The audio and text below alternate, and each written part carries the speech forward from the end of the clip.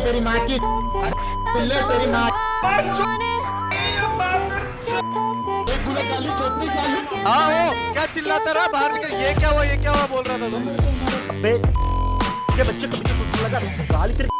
Montage cool था ना, और ये गाना भी, बट क्या ये बिहेवियर कूल है या फिर जस्ट एक्सट्रीम कंपेरेटिवनेस में लोग बह गए हैं? इससे गेमिंग की दुनिया में क्या इंपैक्ट होगा? वो दुनिया जिसे अभी भी काफी बूमर बुजुर्ग लोग वायलेंट समझते हैं। इस एपिसोड में मैं सब कुछ बताऊंगा और आपको मिलेंगे फ्री फायर इंडिया चैंपियनशिप के सारे अपडेट्स, वैलोरेंट के global as well as Indian tournaments के अपडेट्स, और पबजी मोबाइल क्या अब फाइनली वापस आ रहा है। मैं हूं राहुल इंद्रजार, आप देख रहे हो esports this week powered by global e sports.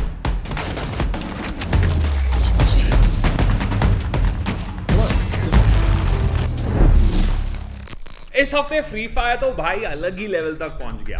उनका FFIC 2021 स्प्रिंग जनवरी में शुरू हुआ था और इस हफ्ते फाइनली खत्म हुआ। 75 लाख रुपीस के प्राइस पूल के लिए इंडिया के हजारों टीम्स ने इस इवेंट में पार्टिसिपेट किया और फाइनली 12 टीमें क्वालिफाई हुई फाइनल्स में, जिसे स्ट्रीम पे 2 लाख लोग लाइव देख रहे थे। इस इवेंट के विनर्स हैं गैलेक्सी रेसर्स और सेकंड फिनिश किया टीम केओस ने। गैलेक्सी रेसर को FFIC के चैंपियंस के टाइटल के साथ साथ 35 लाख रुपए का प्राइस पूल भी मिला और इस विन के साथ उन्होंने अपना free fire world series finals का स्लॉट सिक्योर कर लिया है।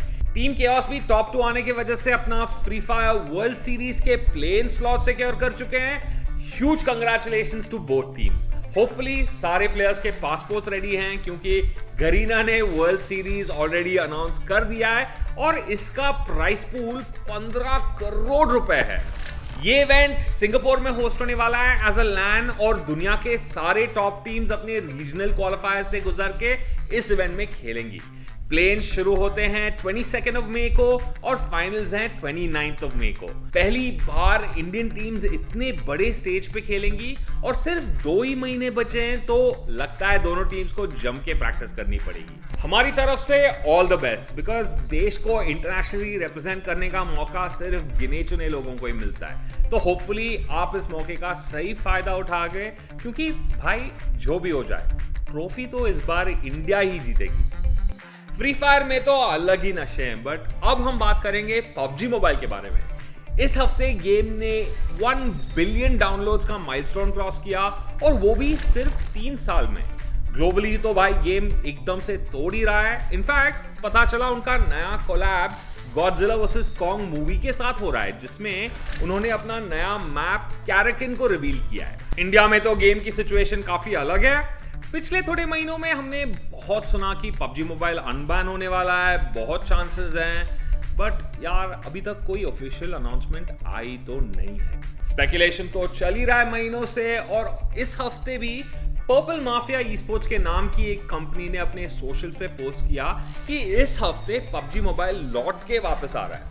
उनके मुताबिक 20 मार्च को क्राफ्टन और माइटी का मीटिंग हुआ पबजी मोबाइल को लेके, और इस मीटिंग के बाद गवर्नमेंट ने पबजी मोबाइल को अप्रूव कर दिया है। इसका एक टीजर भी आया है, लेकिन अभी तक इंडियन गवर्नमेंट या फिर क्राफ्टन के कोई ऑफिशियल अनाउंसमेंट्स नहीं आए हैं। बस कुछ ही दिन पहले पता चला वो लिंक्डइन पे इन्वेस्टमेंट और स्ट्रैटेजी एनालिस्ट के जॉब के लिए हायर भी कर रहे थे। इनफैक्ट TSM एंटिटी के मैनेजर सिड जोशी ने भी अपने स्टोरी पे एक बहुत ही बड़ी न्यूज टीज की, बट क्या पता क्या वो पबजी से लिंक्ड है या नहीं। आजकल TSM, SA12 जैसी टीम्स बस वेट कर रही है एक मौके का to show the potential, but game पहले अनबैन हो तो ना, नहीं तो बहुत वक्त नहीं बचा। पता चला फनाटिक इंडिया छोड़ के जाने की तैयारियां कर रहा है। इसके बारे में टॉक ई स्पोर्ट्स पे उनका आर्टिकल भी आया, जिसके बाद फनाटिक के कोच औरम ने कहा कि ये इन्फो गलत है और फनाटिक इस हफ्ते में इंडियन ऑपरेशंस के बारे में डिसीजन लेगी। अब क्या पता क्या होने वाला है। मेरी तो विनती है क्राफ्टन और माइटी से, जो भी डिसीजन लेना है प्लीज जल्दी लो, क्योंकि ये ऑग्स और टीम्स ज्यादा वेट नहीं करने वाले आपके डिसीजन के लिए। होपफुली ये रूमर्स ट्रू है और बहुत ही जल्द हम सबको अपनी फेवरेट गेम खेलने का मौका मिले। Fingers crossed. इस वीकेंड एक और बहुत ही स्पेशल इवेंट खत्म हुआ, Valorant champions tour north America. इस टूर्नामेंट का प्राइस पूल 1 करोड़ रुपए था और इसके विनर्स थे सेंटिनल्स। उनके रीसेंट परफॉर्मेंस को देखा जाए तो इतना सरप्राइजिंग रिजल्ट नहीं है ना। जब से टीम में टेंस आया है ना, वो लोग रोकने का नाम ही नहीं ले रहे। 100 थीव्स और लुमिनोसिटी को हराने के बाद फाइनल्स में उनका टक्कर हुआ फेस क्लैन के साथ और टेंस वर्सेस बेबी वे का मुकाबला फाइनली देखने को मिला। सेंटिनल्स ने फेस क्लैन को 3-0 के स्कोर के साथ घर भेजा और टेंस ने तो इस टूर्नामेंट में सबका दिल जीत लिया। ऐसा लगता है कि टेंस के साथ सेंटिनल्स अब दुनिया का बेस्ट टीम बन गया है। सारे टूर्नामेंट में उन्होंने सिर्फ एक ही मैप ड्रॉप किया और वो भी शुरुआत में लुमिनोसिटी के अगेंस्ट। अब देखना पड़ेगा कि नॉर्थ अमेरिका की बेस्ट टीम ईयू और एशिया रीजन के बेस्ट टीम्स के सामने कैसे परफॉर्म करती है। अब ये देखने के लिए हम सबको नवंबर का इंतजार करना पड़ेगा जब दुनिया के बेस्ट टीम्स वैलोरेंट चैंपियंस 2021 में खेलेंगी। मैं तो बस इतना ही होप करूंगा कि इस साल नहीं तो अगले साल हमें इंडिया की भी कोई टीम को इतने बड़े स्टेज में देखने का मौका मिले। अब बात करें इंडियन वैलोरेंट सीन की, तो इस हफ्ते वैलोरेंट का WD ब्लैक कप खत्म हुआ और इसका प्राइस पूल था 4 लाख रुपए। आई एम प्राउड टू से कि ग्लोबली स्पोर्ट्स इस टूर्नामेंट के विनर्स निकले। फाइनल्स में हमने टीम माही का सामना किया और हम सबको एक और एल क्लासिको देखने का मौका मिला। ये वाला तो एकदम नेल बाइटिंग निकला बिकॉज इस बेस्ट ऑफ 5 के पहले 2 मैप हमने काफी आसानी से जीत लिए, बट उसके बाद अलग लेवल का कमबैक दिखाया टीम माही ने और स्कोर्स बने 2-2। एक और इंटेंस 5th मैप के बाद फाइनली हमने ये टूर्नामेंट 3-2 के स्कोर के साथ जीता। और ह्यूज कंग्रेचुलेशंस टू टीम माही जिन्होंने लास्ट मिनट तक हार नहीं मानी और बहुत ही उम्दा परफॉर्मेंस दिखाया। इजीली कह सकते हैं कि रीसेंट टाइम्स में दोनों टीम्स के बीच में ये सबसे क्लोजेस्ट मैच रहा और ऑनेस्टली स्पीकिंग कोई भी टीम ये मैच जीत सकती थी। बात तो सिर्फ मोमेंटम की ही थी और थैंकफुली मोमेंटम कल हमारे साथ था। मैच के दौरान एक और चीज नोटिस में आई और वो थी चैट की टॉक्सिसिटी। तो अभी बात करते हैं टॉक्सिसिटी के बारे में। ये बहुत ही इंपॉर्टेंट टॉपिक है क्योंकि इंडियन रीजन काफी बदनाम हो गया है फॉर इट्स टॉक्सिसिटी। देखो, हंसी मजाक मुझे भी पसंद है, पर कई लोग इसे बहुत आगे ले जाते हैं और इसके जिम्मेदार हम सब हैं। प्लेयर्स, क्रिएटर्स, इन्फ्लुएंसर्स, ऑर्ग्स और आप लोग भी। हम कभी कभी भूल जाते हैं कि हमारे शब्द किसी की फीलिंग्स को बहुत हर्ट कर सकता है। वो कहते हैं ना, ये आपको फनी तब लगता है जब आप किसी और को ये बोलते हो, बट कोई आपको या आपके फेवरेट प्लेयर को वही सेम चीज बोले तो गुस्सा आता है ना। जितने भी प्लेयर्स और क्रिएटर्स आप देखते हो उनमें से काफी लोग स्ट्रेस से गुजरते हैं। In fact recent studies have shown बहुत सारे प्रो एथलीट्स या कंटेंट क्रिएटर्स डिप्रेशन का शिकार बन जाते हैं क्योंकि उन पे अपनी ऑडियंस को खुश रखने का कांस्टेंट प्रेशर रहता है। आप जब ऐसी बिहेवियर पे रिएक्ट करते हैं, कहीं ना कहीं वो उनके स्वभाव का डोमिनेंट पार्ट बनने लगता है।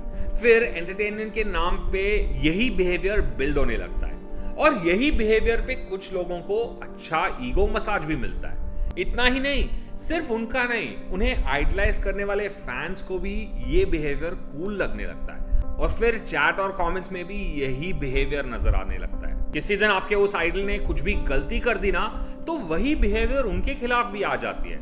ये सिर्फ ई स्पोर्ट्स की बात नहीं है, ट्रेडिशनल स्पोर्ट्स में भी ऐसे काफी सारे इंसिडेंट्स हुए हैं इंटरनेशनली जहां पे कुछ फैंस की वजह से हमारे पूरे देश का नाम खराब हुआ है। मजाक एक तरफ और टॉक्सिसिटी दूसरी तरफ। ये सिर्फ मेरा नहीं बल्कि सारे कम्युनिटी का नारा होना चाहिए। #SayNoToToxicity। टीम माही के ओनर सेंटिनल से लेके SATUL के गोल्डी भाई या TSM के सिड या फिर जी के ऋषि, कोई भी ऑग के ओनर से पूछो ना तो वो सब अपने फैंस से यही रिक्वेस्ट करते हैं, don't be toxic in chat. आपको हाईएस्ट लेवल ऑफ कंपेटिटिवनेस देखने को मिल रहा है, वो एंजॉय करो। अपना फेवरेट प्लेयर अंडर परफॉर्म कर रहा है तो सपोर्ट करो, अपनी टीम जीत रही है तो सेलिब्रेट करो, एक दूसरे से अच्छे से बात करो। ओपोनेंट्स को बुरा बोलना अनफेयर है क्योंकि ये सारे लोग अपना पूरा फ्यूचर दांव पे लगा के इस मुकाम तक पहुंचे। ये तो वही बात हुई ना फिर क्रिकेट वर्ल्ड कप के फाइनल्स में टीवी पे अगर धोनी आउट हो गया तो कुछ लोग बोलते हैं, अरे ये क्या शॉट मारता है यार। वो धोनी है भाई, वो हाईएस्ट लेवल पे अपने एफर्ट से आया है, हमारे सपोर्ट से, हमारे प्यार से। सामने वाला जिसने विकेट ली उसने भी शायद उतनी ही मेहनत की होगी। इस टॉक्सिसिटी से आप एक ही नहीं, दोनों एथलीट्स की मेहनत पर पानी फेर रहे हो। तो ये टॉक्सिसिटी लाने की कोई जरूरत है ही नहीं। मैं ये नहीं कह रहा कि कोई गलत बोले तो सुन के ले लेना, बट आपका रिएक्शन आपके फेवरेट क्रिएटर को ही नहीं डैमेज कर रहा, बट ऐसे और भी हेटर्स को क्रिएट करता है। और रिएक्ट ही करना है तो कुछ अच्छे काम से उनका मुंह बंद करना कुछ ज्यादा ही सैटिस्फाइंग होता है ना। तो इसे रिक्वेस्ट समझो या ई स्पोर्ट्स चचा का ऑर्डर। आज से थोड़ा प्यार से और थोड़ी शिद्दत से एक दूसरे से बात करो यार। हम इंडियन गेमिंग कम्युनिटी के अच्छे फ्यूचर के लिए इतना तो कर सकते हैं। इसी बात पे थोड़े प्यार भरे शब्द नीचे कमेंट्स में लिख दो अपने फेवरेट स्ट्रीमर या फिर एथलीट के लिए, और हम वो मैसेज उन तक पहुंचा देंगे। और अगर इंस्टाग्राम पे स्टोरी डालते हो तो हमें जरूर टैग करना @GloballySportsIN @RahulM Hinduja, और हम वो भी शेयर कर देंगे। और हम इतना शेयर कर ही रहे हैं तो आप लोग भी इस वीडियो को शेयर कर देना और चैनल को सब्सक्राइब कर देना जाने से पहले। मिलता हूं आप सबसे अगले एपिसोड में। चलो बाय।